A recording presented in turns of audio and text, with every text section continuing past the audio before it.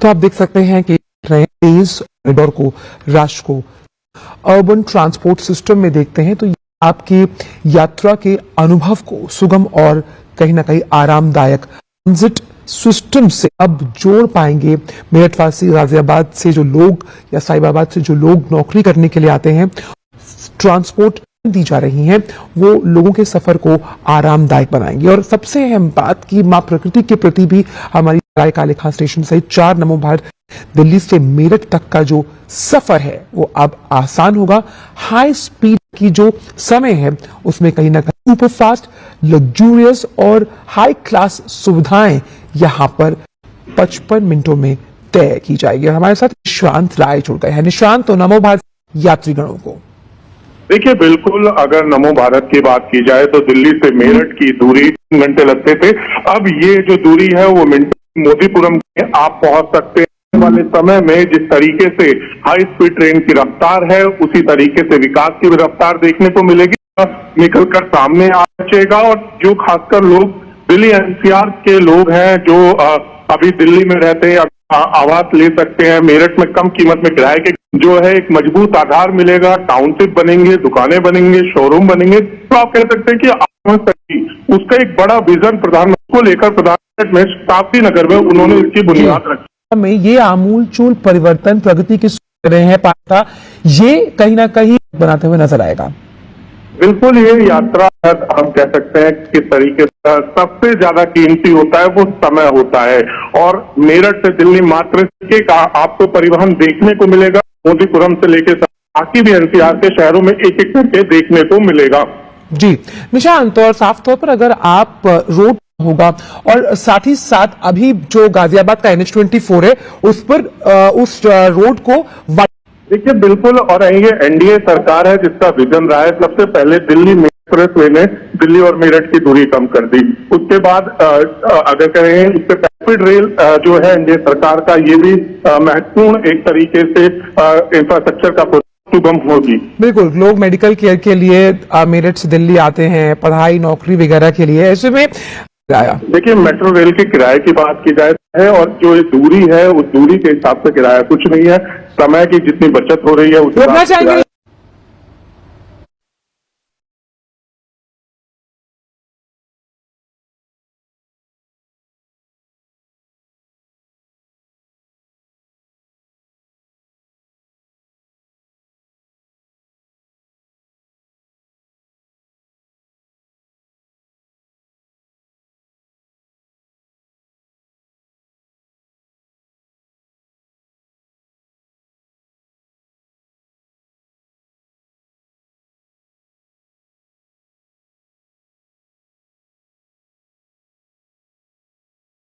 Delhi to Meerut निशान नजर आ रहे हैं, किस तरह से उनके अनुभवों को सुन रहे हैं। और ये जो मेट्रो रेल निशांत, प्रधानमंत्री नरेंद्र मोदी की यही वो पीढ़ी है जो 2047 के लक्ष्य को हासिल करने में सरकार के साथ जिस तरीके का रोड मैप तैयार किया जाए, जिस तरीके का इंफ्रा तैयार किया जाए, और ये इंफ्रा, ये रोड मैप जो है प्रधानमंत्री के साथ नजर आ रहे हैं। और बच्चे अपनी अपनी जो क्रिएटिविटी है या जो बातें हैं वो पीएम से शेयर करते हैं। और पीएम अमूमन हमने देखा है कि इस तरीके के बड़े उद्घाटन में बच्चों के साथ ही नजर आते हैं और बच्चों से उनका प्यार किसी से छुपा के द्वारा किया जाता है। क्योंकि आज ये भारत की हम कह सकते हैं कि मजबूत एक नींव की आज यहाँ पर मेरठ पर बात हुई है। और प्रधानमंत्री नरेंद्र मोदी की ये जो यात्रा है, ये यात्रा दिखलाती है कि भविष्य में भारत कितनी रफ्तार से आगे बढ़ रहा है। अपने आप में ये सोच से परे था कि भारत में 180 किलोमीटर प्रति घंटे की रफ्तार का असर अब ग्राउंड पर भी देखने को मिल रहा है। और अब मोदीपुरम से लेकर सराय काले खां की दूरी मात्र 55 मिनट की हो गई है। और सबसे बड़ी बात है कि भारत जो ग्रीन एनर्जी की बात करता है, क्लीन एयर की बात करता है, उस दिशा में भी ये कदम बड़ा मजबूत माना जा सकता है। बड़ी संख्या में वाहनों की संख्या में कमी आएगी। जो लोग डेली अपनी गाड़ियों से निशांत, इसमें एक चीज है, हम कहते हैं कि अब दिल्ली दूर नहीं है, अब कह सकते हैं कि अब मेरठ दूर नहीं है और 55 मिनट में दिल्ली से मेरठ। और ये जो विकास की सौगात है, ये के भी छात्र थे जो मैं उम्मीद करती हूँ कि जरूरत कि मेरठ से दिल्ली पढ़ने के लिए जाते होंगे, तो उनके अनुभवों को सुनते हुए प्रधानमंत्री नजर आए मेट्रो रेल में।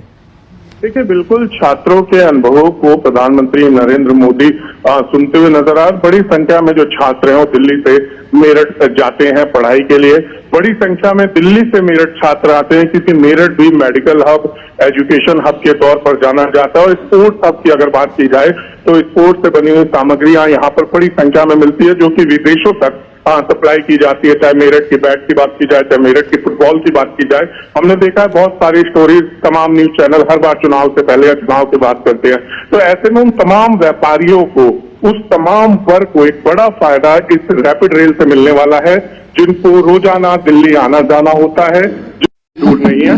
और एक तरीके से जब किसी भी महानगर के साथ जो तमाम नगर जुड़ते हैं, उसका फायदा ये होता है कि इकॉनमी तेजी से बूस्ट होती है। और केवल मेरठ की बात नहीं करें, पूरे पश्चिमी उत्तर प्रदेश, चाहे मुजफ्फरनगर, शामली, बागपत, ये तमाम जिले जो मेरठ से लगे हैं, यहाँ पे भी छात्रों को बड़ा इसका फायदा होगा।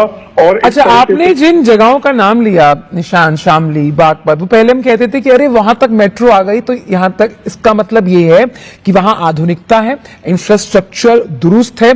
और इसी वजह से हम ये देखते हैं कि वहां के आसपास रोजगार के अलग अलग जो निर्वहन के तरीके हैं, वो वहां पर उनकी उपलब्धता सुनिश्चित करवाई जाती है। हम देखते हैं कि उस इलाके का विकास जो है वो तेजी से होता है। बिल्कुल, देखिए, किसी भी देश में अगर विकास कराना है तो वहां का इंफ्रा तेजी से मजबूत करना होता है। और प्रधानमंत्री नरेंद्र मोदी इस बात को बखूबी समझते हैं। अगर बात करें एनडीए फर्स्ट की, जो अटल बिहारी वाजपेयी की सरकार थी, उस समय देश में नेशनल हाईवे जो भारतमाला परियोजना थी, उसको अमली जामा पहनाने की शुरुआत हुई।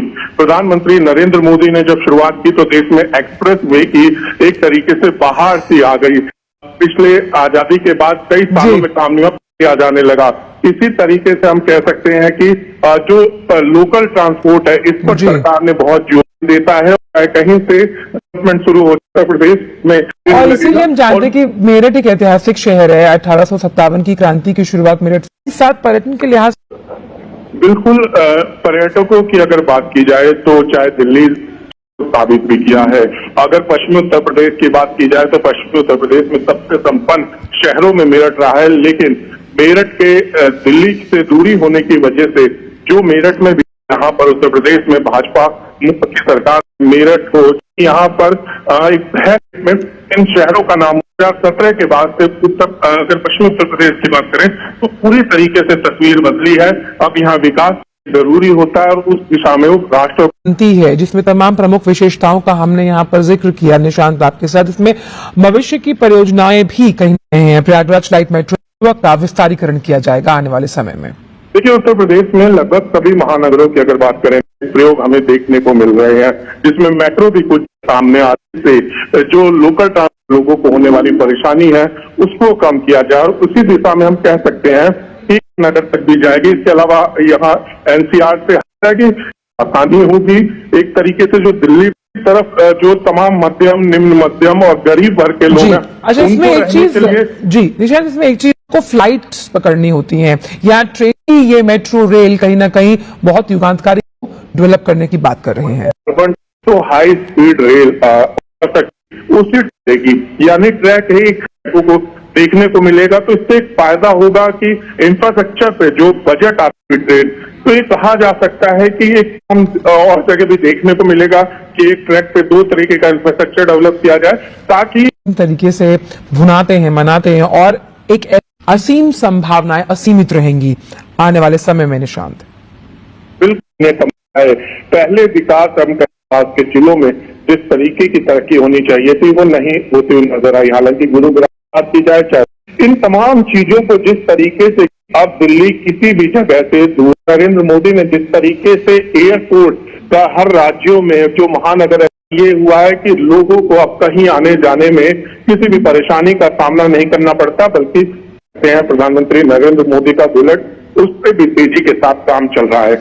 दिल्ली आना होता था तो यातायात के बहुत ही सीमित साधन थे, अब उसमें विस्तारीकरण की वजह से उनके, या मुजफ्फरनगर या देहरादून भी मैं कहूंगा कि जो इस रास्ते से आया जाता था, तो लोगों को आपको गाजियाबाद से मेरठ आने में कम से कम 2 से 2.5 घंटे लगते थे, जिसका एक बड़ा कारण टूटी हुई सड़कें और दूसरा बड़ा कारण वहां पर लगने वाला जाम। लेकिन सबसे पहले अगर मोदी सरकार की बात की जाए तो एक्सप्रेस वे बना के इस कमी को दूर किया गया, और दूसरा आज 55 मिनट की दूरी कर दी है। तो तमाम लोगों के पास, खासकर मुजफ्फरनगर जो रहने वाले हैं, उनके पास एक ऑप्शन है कि वो मोदी की जर्नी थी वो मात्र 1.25 घंटे की जर्नी, और आज कोई भी व्यक्ति आसानी से अपनी नौकरी जो है वो दिल्ली में कर सकता है, गाजियाबाद में कर सकता है, या मेरठ में। अगर मुजफ्फरनगर का व्यक्ति मेरठ में भी जो मेरठ के शुरुआती इलाके हैं जो दिल्ली की तरफ पड़ते हैं वहां जा सकता है, जिसमें कम से कम समय लगेगा।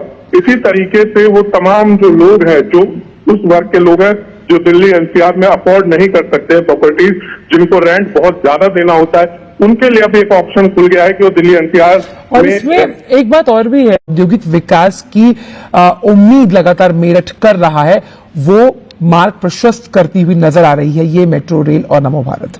देखिए, बिल्कुल जो मेरठ जिस तेजी से बढ़ना चाहिए था, खासकर पश्चिम उत्तर प्रदेश की बात करें तो यहाँ गन्ना किसानों को बहुत तेजी से जो है सरकार ने जिस तरीके से बढ़ावा दिया है, और यहाँ पे जो अगर सब्जियों की बात करें, चूंकि दिल्ली को अगर बात करें तो बड़ी संख्या में यहाँ से सब्जी विक्रेता मेरठ की तरफ जाते हैं, उनके लिए एक ऑप्शन है।